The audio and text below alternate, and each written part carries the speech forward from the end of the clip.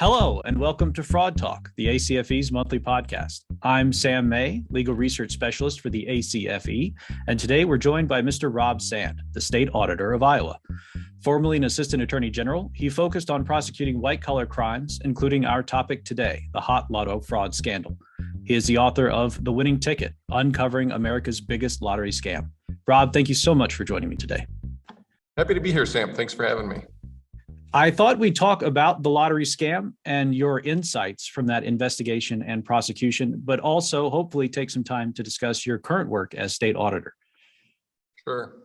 I'm sure some of our listeners will have either read your book or seen the big New York Times Magazine article on it. But for everyone else, and I understand this was a complex one, but can you give a quick synopsis of America's biggest lottery scam? I can try. It's a pretty wild case with lots of different angles. Long story short, I got handed a case as Assistant Attorney General that most of us thought was kind of a dead end. I did commit to pulling on that thread and just kept pulling and pulling until we had unraveled the largest lottery rigging scheme in American history, which included quite a cast of characters, a Canadian lawyer with a trust in Belize, a shady New York lawyer, an FBI agent who had been fooled and was very motivated to assist us, a crooked Texas lawman, Bigfoot hunters, a former blind date of the mastermind, and the mastermind himself, who was a guy from Texas who ended up living in Iowa, which is how this came to be in our neck of the woods. We went to trial knowing only about the one Iowa ticket. That trial is one that the national media predicted that we would lose. We won it. And soon after that, because of the coverage, got a tip that sent us on this wild ride, finding the rest of these tickets all over the country. So yeah, the book's called The Winning Ticket. You can get it wherever you like to get books. And the Washington Independent Review of Books, you don't have to take my word for it. The Washington Independent Review of Books actually named it a favorite read of 2022. So I promise you a good time. And it's also available by audiobook, which is how I managed to wrangle it into my schedule going back and forth to work. It's a great, very great good, listen. very good. So when you started at the Attorney General's office, you actually wanted to prosecute white-collar crime instead of some of the more traditionally popular violent crime stuff. What led you down that path? You know, there's never a good excuse for crime, but the motivations oftentimes for desperation, for example, we can appreciate crimes of desperation. Passion, we all get emotional at times. It's hard to control ourselves. White-collar crime is like a crime against gratitude. It's a crime against one's own position. You have people in these positions of trust and power who have access to money precisely because they're in a good station in life. And they are abusing that trust and power to enrich themselves. It's a crime against public service, a crime against service. And that, we need more accountability in this country for people at the top. That's particularly motivating for me. And I knew going in that that's what I wanted to prosecute more, because I think too often we see people at the top get away with it. We see people at the top not have their crimes charged, not have their crimes taken seriously, or get lenient sentences out of things that we would throw the book at someone for if they were poor, So that's something that I always took very seriously and really wanted to work at. And that's kind of what led me to picking up most of the financial crime in the office, because frankly, it's also more complicated. It takes a lot more work. You have to read the documents, but all the documents you read when you were reading the first 10% are impacted by what you read the last 10% of those documents, because you can't really see the whole truth until you've seen every part of it. And that's true for witnesses in an ordinary case of violent crime. I prosecute a lot of that too. But it's just not as complicated, because you hear their stories and at the end of the day, they could be contradicting each other. They could be misremembering something. But if you have two documents that are contradictory, you have to figure out why that is the case. Which, are they both accurate? Is there a story there that's less obvious that explains both of them?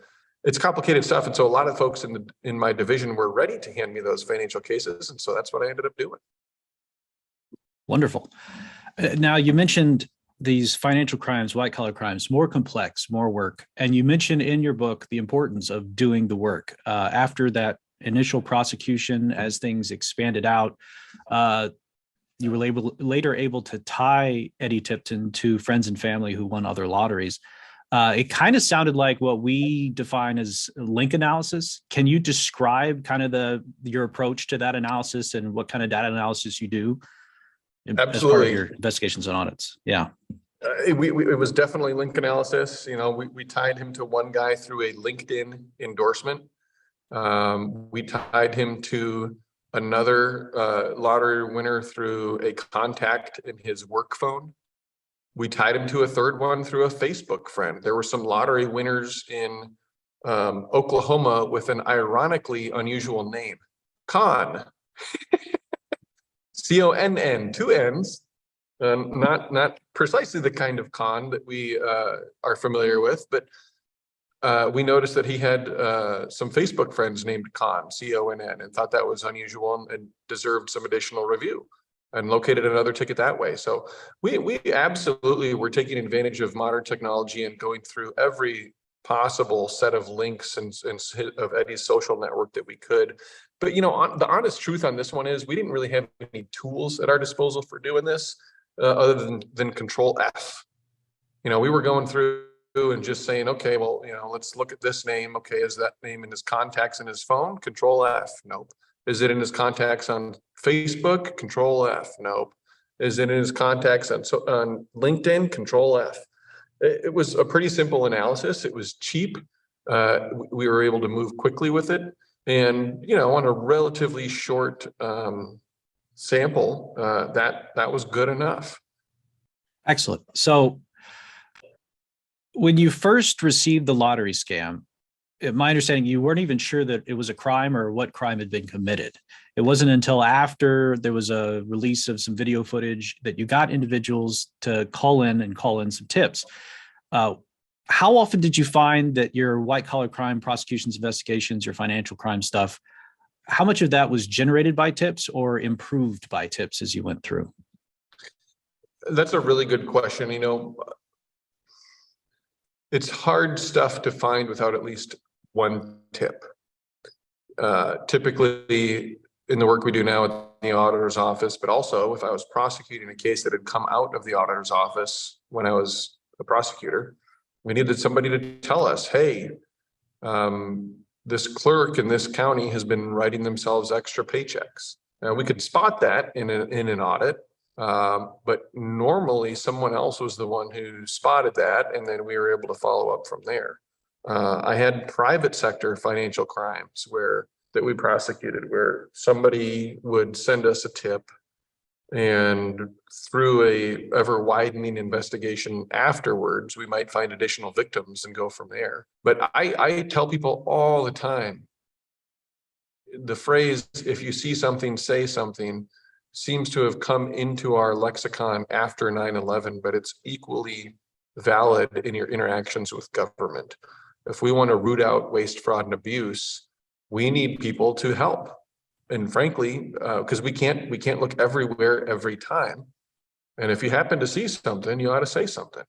And even if you don't know who to say it to, just start. Normally people will tell you. I get inquiries all the time in this job for people that I need to steer to the Consumer Protection Division in the Iowa Attorney General's office.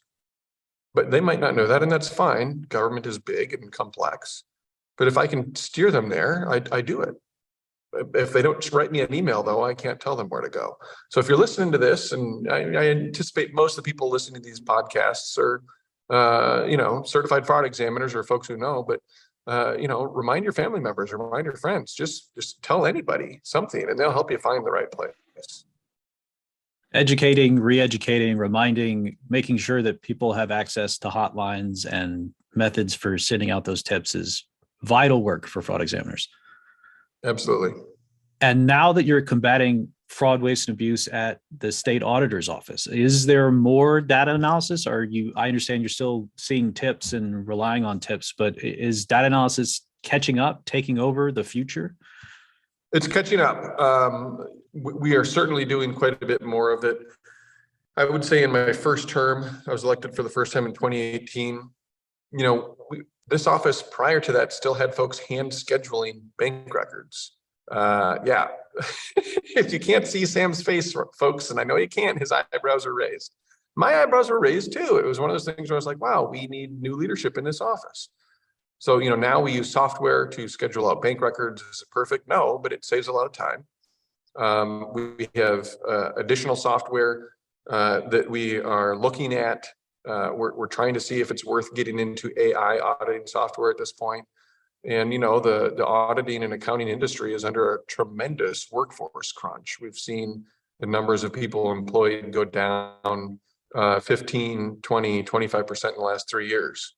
3.5 years. And so we've got just as much work to do, if not more, but fewer people to do it.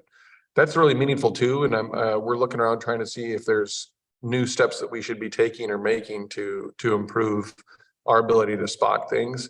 I think there's some good programs out there. I think a lot of it at the end of the day ends up with any individual office's risk, cost benefit analysis, where you are, what you're already doing, and where that would take you to, and figuring that out. So we're working on that here just as much as other folks are elsewhere. So we're looking at a future of audits by ChatGPT. Is that probably in the pipeline? At a certain point, I think I've played around with GPT a little bit, as well as Google Bard.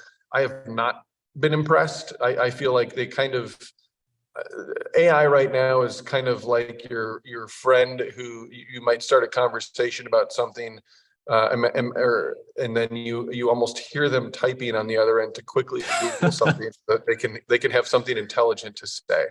I almost feel like they're panicking as you type in the question and then spitting something back out at you that they're hoping you don't spot that they aren't really that intelligent about it. Is it coming someday? Is it going to be more useful? Yes. There's clearly stuff that it can do right now that it's pretty effective at doing. I don't have, we looked at some of the audit AI software back in 2019 and decided that it wasn't there. It wasn't advanced enough from where we sat as an office to really be a value add that was worth the cost of it.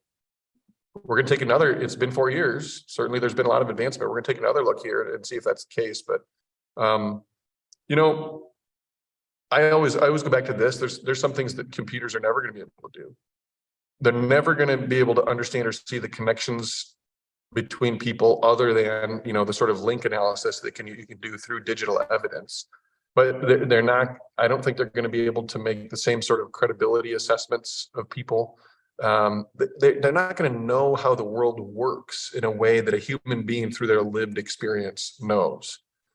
And the more we can take things that computers can do and have them do those things, the more we can have people focusing on the things that we do need people to do. So I welcome the addition. I think it's ultimately going to be something that helps us get better work done and more work done. And, maybe someday we'll just work 3 days a week. I don't think any of us would complain too much about working 3 days a week. I would be okay with that. So getting back to Eddie Tipton, as you worked it, the case expanded as other law enforcement agencies reached out with their own kind of strange dead-ended cases at times. When other agencies or other organizations got involved, how did it impact your investigation? Was it troublesome? Did it feel like you were getting pulled in different directions, or were they generally helpful and collaborative? When they were law enforcement entities, they were always helpful and collaborative. The Wisconsin Division of Criminal Investigation, the special agent there, Joanne Joy, as well as their assistant attorney general from their attorney general's office, David Moss, they were crucial to this. Wisconsin had things in their possession that we did not have in Iowa because it was their separate state lottery. And they were really able to help us nail down some of the really specific stuff as to how Eddie Tipton actually rigged these jackpots. They were incredibly helpful. Richard Renison in Texas, he's the FBI agent who had kind of been fooled by the Tiptons at one point. He was incredibly helpful. So was Sheriff Keith Cornick down in Texas. Lotteries, not so much. There were some good people that were well motivated in the lottery industry, especially here in Iowa, Rob Porter, Terry Rich. But there were other state lotteries that didn't want us sniffing around, that didn't want us digging in because they were saying, well, this is going to make the lottery industry look bad. Truth is always good. If you seems like strange motivations there. Yeah. I mean, if we can just get to the point where we agree that truth is good and having accountability is good because it helps prevent additional wrongdoing in the future, that's good. Then we don't have to think about that kind of stuff. But yeah, that kind of attitude is really hard to relate to. Was pretty frustrating. I don't recall the guy's name, but there was one guy who made some kind of threat about if we dug on this or that. We just kind of shrugged it off and did our job. So along with aligning objectives, we recommend in a lot of our educational material that auditors and investigators, as much as they can, as much as their roles differ in different places, they should work together as early and often as they can, provide more collaboration. Do you see positive benefits from that in your office now? Absolutely. In fact, one of the things that I did in my first term was add a position in the office for people with law enforcement experience. I was the first person actually that I don't have an accounting degree, obviously lawyer by trade. The office had plenty of CPAs and accountants in it. My point was, hey, we're doing public corruption investigations and we don't have anybody in the office with a public corruption background, either prosecuting or investigating. We should probably balance that out a little bit. And we created a position in the office for people with a law enforcement background. I think that's beneficial because, it's, look, if you play 11 quarterbacks on your football team's offense at the same time, you're going to get crushed. You want a quarterback playing quarterback, and you want someone sized like an offensive lineman playing on the line. That's pretty simple stuff, and I think remembering that is really important, though. So that's been something that's been useful, and I think even the folks who were skeptical of me when I came in, the last 40 years, the state auditor had been a CPA. Even the folks who were skeptical when I came in, a lot of them have come around and even said to me, I was skeptical when you won, but actually it's good having people around who can look at the legal stuff because, hey, if we're auditing a state agency and that agency gets legal advice from the Attorney General, are we worried that we are also taking our legal advice from the Attorney General? There's a way for the Attorney General to do that that's very appropriate and can address the issue, but it also helps us to have a little bit more independence when we have lawyers in our own office. One other way that auditors and investigators can kind of collaborate and make improvements is with fraud risk management and internal controls. One of the breakdowns that I kind of saw, I think one of the big takeaways for the lottery organization from your prosecution of Eddie Tipton was that he was handed the keys to the kingdom and had no one looking over his shoulder. There didn't seem to be a lot of oversight or internal controls. Was that something that y'all brought up with the lottery office? Is that kind of recommendations were made at any time?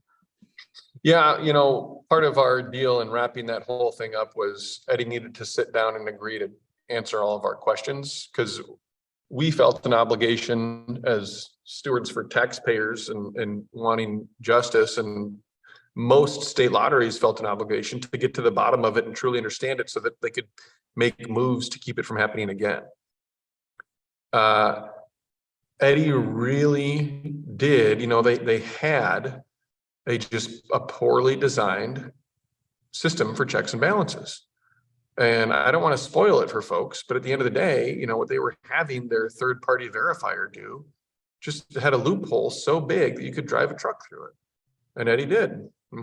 And then once that truck was in there, he was able to use it as often as he wanted.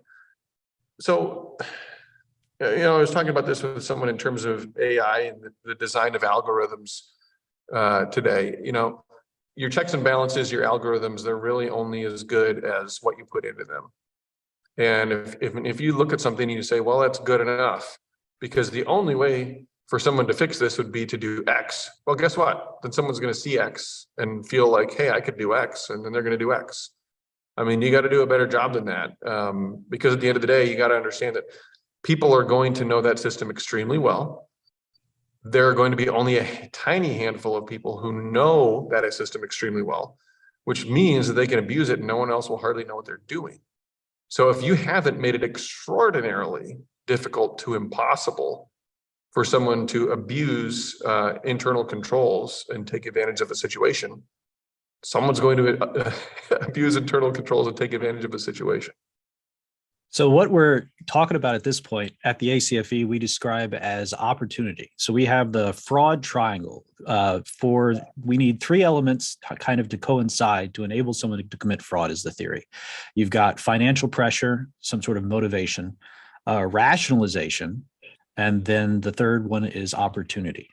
In the Eddie Tipton case, I thought it was very interesting that he had this opportunity, this ability to drive the truck through the open gate. And it took a trigger from, I think it was a coworker who mentioned to him just as jest in passing that this was even something that he could do. Is that something that you've encountered? Did that surprise you? Is this something that you'd seen before where there was some sort of trigger to jolt someone into like, oh, hey, I could be doing some wrongdoing right now? You know, the pressure is always a piece of that. I think for most folks, it's financially oriented. Sometimes it is responsibility oriented, and they end up feeling like, I work, and this was part of Eddie's rationalization.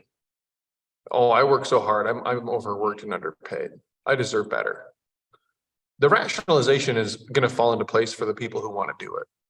If you've got the pressure and you've got the opportunity and you're the kind of person that's willing to do it, which I think whether or not we'd like to admit it, we're all human beings, but you get the wrong person in the wrong situation, they're going to rationalize it however they need to go ahead and do it. And as far as opportunity and Eddie's sort of almost blind spot to his control over picking those winning numbers, it was very strange to me to hear that it was something that he had access to for so long. And then it just took a moment for him to just have the realization like, oh, I can do this. Like, this is something that's within my power. And his explanation of it was, well, I wasn't really doing it to rig a jackpot and claim millions of dollars. I was just doing it to see if I could. Oh, of course not. Once I could, then after I could, I thought about doing it once, and then I did it once, and then at that point I thought about doing it a second time, but only because my friend needed it. Maybe that's true. Maybe he really did. Maybe this really was step by step. Doesn't really change what it is at the end of the day. The final lottery that brought this into the Attorney General's purview was the $16.5 million ticket that went unclaimed for a year. And it was only because of Eddie Tipton's efforts to claim it that kind of triggered a larger investigation. That's when some of the other more interesting people involved in the investigation got involved. Yeah. He was, and this is what happens in every case. It's the hardest part is doing it the first time. And then after you've done it the first time, you think it just gets easier and easier. And so it was probably 3 jackpots in where he just walked in and bought a $16 million winning lottery ticket by himself. He didn't use somebody else to buy it. And then, he tried to pass it to get it claimed, but it was actually people identifying him on the video of the purchase, not by what he looked like, but by the sound of his voice, which is really interesting. We had multiple people identifying him specifically. That's Eddie's voice. Like you can hear him walking down the hallway even when you're looking at your computer screen because you just know their voice. And that's what we had in this case, which I think was better than a visual recognition, actually. So when you were starting the investigation, before you even had Eddie Tipton as the primary suspect, before you released that video footage where somebody said, that's Eddie's voice, you were already, or at that point, I believe you were already talking to some tight-lipped attorneys, the money launderers, some very interesting people.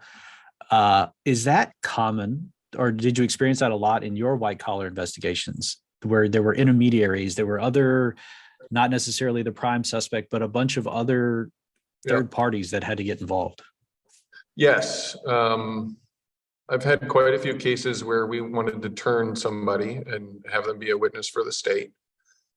Sometimes, what it takes to turn them depends on their level of culpability.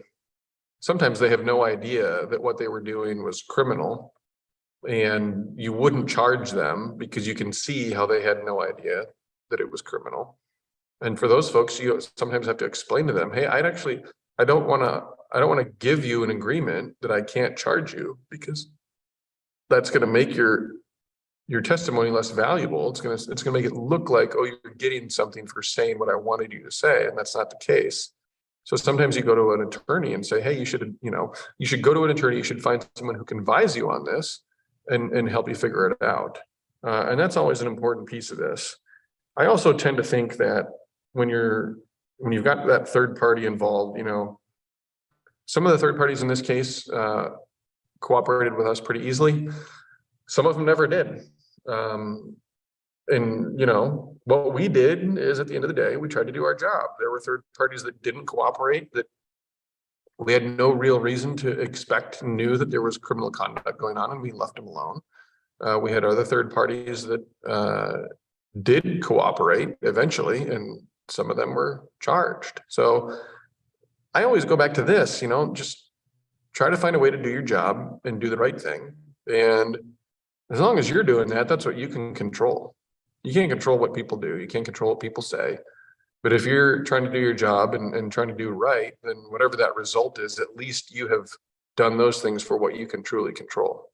Speaking of not being able to control folks, as an attorney, one of the interesting parts of your book, at least for me, was kind of the courtroom battle and trying to get around some hearsay rules where you had a witness that wasn't going to show up and you had to make do using other witnesses, staying within the rules of evidence. And it seemed like you had pretty good success doing that in the courtroom, doing the trial work. Has investigatory work, has audit work done the same thing for you? Has that transition, have you felt like you're missing out on the courtroom? I have felt like I'm missing out on the courtroom. I appreciate the compliment of the work in there. Credit goes to my mentor, Deputy Attorney General Tom H. Miller, who taught me a lot about how to work in a courtroom. One of the really wonderful things, one of the really enjoyable things about a courtroom is you have to be kind of peak performance, both intellectually and physically at the same time. During a jury trial, you've got a jury sitting there. They're going to look at you. They're going to see what you're doing. They may make judgments off of that. And so you have to be mindful of what you're doing physically. At the same time that you're thinking about, okay, I could object to that question. Do I want to object? Is that objection at this point beneficial? And you have to make those decisions up before the answer comes out of the witness's mouth, And so, yeah, we had some situations in there where we knew there were going to be objections coming, and we had to walk very closely around the rules to make sure that we were following the rules, but also helping admit the evidence that we legally were able to admit in a way that required being careful about the rules. We were able to get that done. The other thing I miss about the courtroom compared to, I'm in an elected position here in Iowa, is typically in a courtroom, if somebody lies, there are consequences for them. I love that. The judge would pick up on it. You would point out, well, actually, Judge, if you look at this next paragraph of the same decision that counsel is citing, it tells you that doesn't apply in this matter. And so it wouldn't get somebody ahead. They wouldn't get ahead by lying. And sometimes if they lied badly enough, they'd get their license suspended. If only we could do that in politics. Yeah, if only. I know that was a big sticking point for doing investigative interviews, was remembering that sometimes you just have to take the lie and move on. It's better you can't necessarily combat them. You're not always going to get somebody to confess and admit to a lie, but sometimes just recording the lie, moving on, and letting it take place in court later and stepping away from it was very hard sometimes. Yep. And I think we had a great example in the book of that from Don Smith, one of the key investigators in the case, where the first time they sat down and interviewed Eddie Tipton, he said some stuff that they really could have pushed back on. And instead, he just kind of kept circling back to this one question that he knew there should be good answers to, and yet Eddie wouldn't give him a good answer. I don't want to spoil it for people. Again, the book is called The Winning Ticket. But it was really kind of a work of art to see Don press that issue without actually pressing it. just calmly collected, kept coming back to this one question in a way where then when the jury looks at it, it's like, oh yeah, that's bizarre that he wouldn't answer that question. But Eddie, I don't even think was necessarily even tuned in to the fact that it had been asked of him 5 times, because Don was doing it in such a just nonchalant manner. Because of the skill of the interviewer. Yeah. Right, exactly. So after you won the case that the media said you weren't going to win, and you closed that book, you decided to leave prosecution and go into fraud, waste, and abuse, and ran and was elected state auditor for Iowa. Yeah. What prompted this change for you? Criminal prosecution is only darkness. I mean, by the time a case comes to a prosecutor, it's really a question of kind of the worst things that can happen to people in their life and the worst things that people can do to each other. I have always been something of an optimist. I could see after probably about 6 years in my job that was changing a little bit, and I didn't want it to change completely. And I'd worked with the auditor's office enough to see that there were some positive changes that could be made there. Again, adding somebody with law enforcement background, making it so that we're not hand scheduling bank records. And then I realized that the office could actually do a lot to promote efficiency in terms of the use of taxpayer money, and that's kind of what sold me on it. I thought, hey, I can create a program that promotes efficiency. I can wake up every day and think of a new way to do that. And if we get a program, a system up and running in place to do that, we're going to be making the world a better place. And that to me is what I want to do day in, day out. And so I thought that the state auditor's office is a great place to do that. And I guess since you ran again and were reelected, that you still kind of feel that way about the auditor's office. Absolutely. So have you gained any new perspectives moving from prosecution to state auditor that would be useful to fraud examiners in terms of perpetrators, detection of fraud, or how the auditing work differs? Well, that's a great question. We have 2 different divisions in our office. We've got our financial audit division and our special investigation division. And so while the work that they do is similar, it is distinct. I guess I would say, I think the last 5 years have borne this out. Try to work with people who have different training than you. If you're working in an office that's all CFEs or all CPAs, like, why don't you have somebody in there with a legal background who graduated from a law enforcement academy, who asks questions that not the dumb questions, although I think it's actually very useful to have dumb questions get asked, but somebody who just asks different questions that make you go, oh, I hadn't thought about that. Intellectual diversity is something that I think can help us balance things out and make sure we're making good decisions. So I'd say that in terms of people's training as well.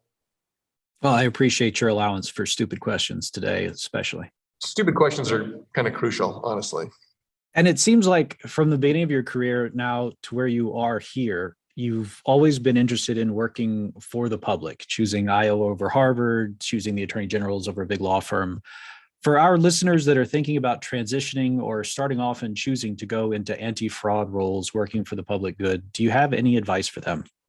Yes, do it. I'm a huge believer in getting a paycheck with a purpose, right? There's a lot of jobs that people can have that give them a paycheck, but meaning in life and in true happiness in life doesn't come from feeling carefree as much as it comes from feeling that you have made an impact in the world and done something for other people.